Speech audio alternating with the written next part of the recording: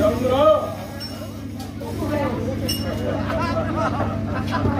এমনি ভাবে তাকিয়ে তাকিয়ে তুমি কি দেখছো?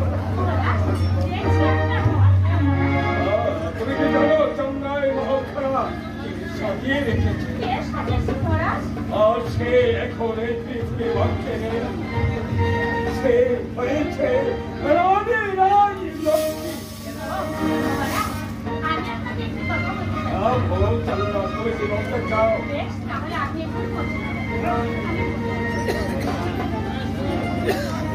আমি শুনতে পেলাম লোকের মুখে আপনার নাকি দুটি সন্তান আছে। চন্দ্রা, মাতৃহীনা দুটি সন্তান আমার রয়েছে। কারণ এখন ওই শিক্ষাগুলো মাস্টারের বাড়িতে আমি পাচ্ছি লেখাপড়া শিক্ষা দেওয়ার জন্য। মহারাজ, হয়তো এতদিন ওদের মা ছিল না, এখন তো আমি ওদের মা। ওই আপনকে প্রাসাদে আনার। চন্দ্রা, তুমি কি পারবে মাতৃহীনা দুটি সন্তানকে মাতৃ হতে মানুষের মেয়ে মানুষ? কেন পারব না মহারাজ? আমি তো আমি ওই আপন দুলালকে নিজের সন্তানের মতো মানুষের নেই মানুষ করে আমি তাই করবো।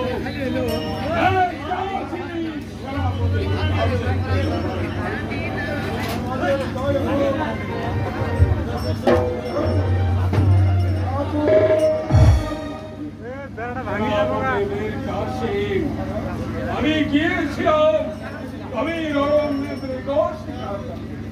হঠাৎ করে আমার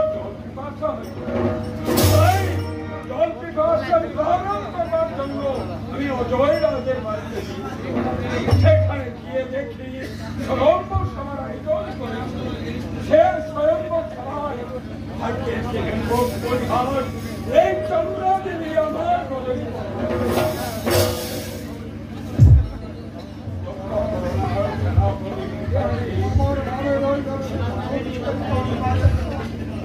আমি তো মহারানীর সঙ্গে প্রতিজ্ঞা করেছিলাম, আমরা সেই প্রতিজ্ঞা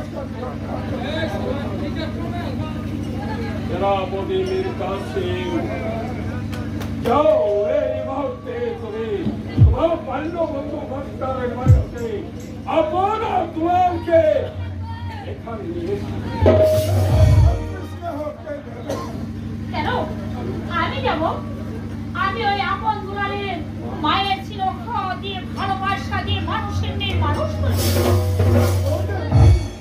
তাই যদি হয় আমি মুসলমানের সন্তান, আজ আপনাকে বাহিনী বলে আমি সম্বোধন করেছি। পৃথিবীর মধ্যে বেঁচে থাকো, আপনার চরণ ধরি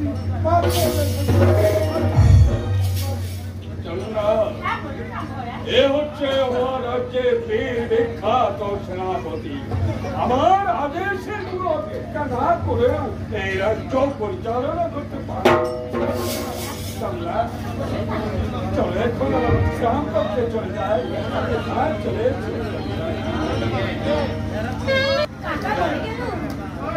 আমাদেরকে নিয়ে কালো বাজারে যাচ্ছে।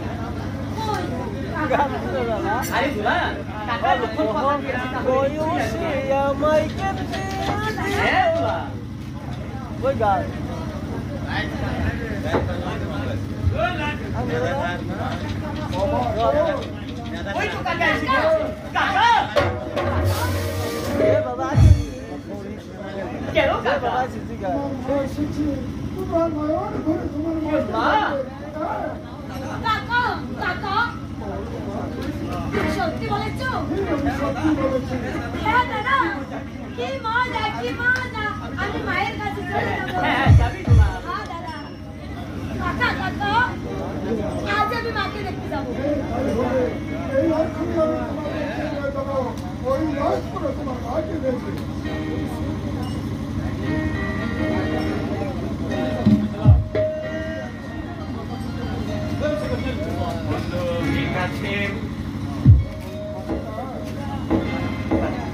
এতদিন পরে বুঝি মাস্টারের কথা মনে হল।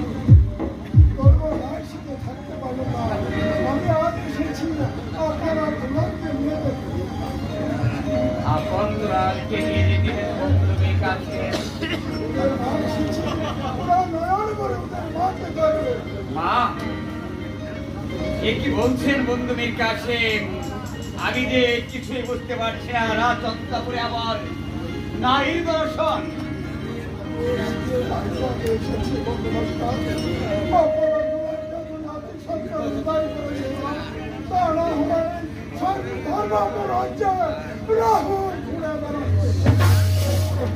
বন্ধুমির কাছে আমি বলছিলাম ওদেরকে না নিয়েটাই ভালো হবে। বন্ধুমির কাছে ওদেরকে যে আমি বিদায় দিয়ে আমি কেমন করে থাকবো? ইচ্ছা করেছি সে শুধু মাকে দেখতে যাবে।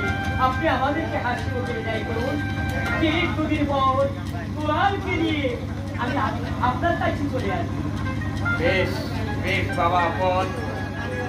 বেশ বাবা দুলাল, তোরা বুঝতে পারছিস যে তোরা যার কাছে চলে যাবি তাদের কথা তোরা বুঝতে পারিস বাবা। দুলাল সৎমা যে মানয় আমি যেতে দেবো না। যাকে তোর আমার কাছে থাক বাবা। দুলাল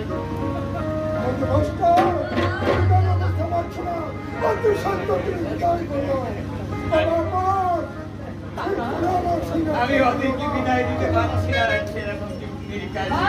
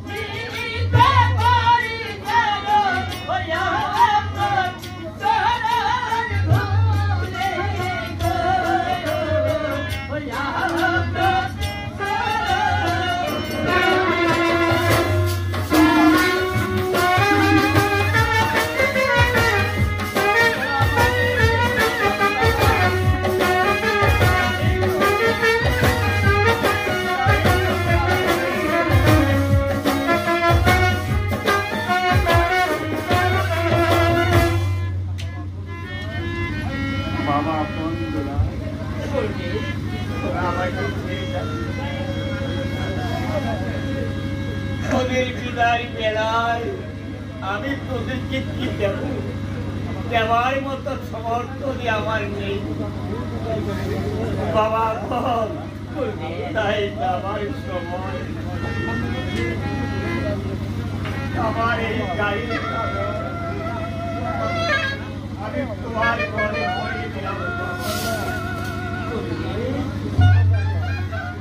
বাবা। তোমাকে আমি দিলাম আমার এই বুক ভরা আশীর্বাদ।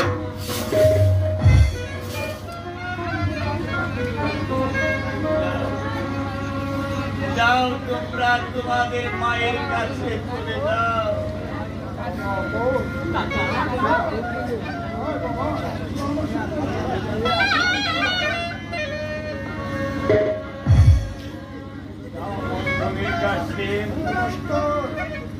যাওয়ার সময় তোমাকে একটি কথা বললাম,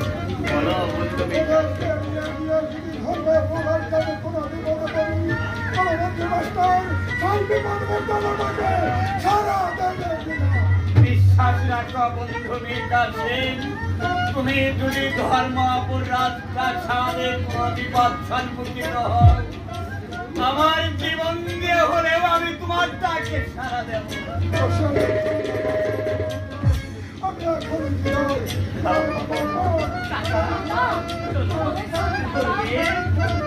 আমরা এখন আসি, আমরা বিদায় করি।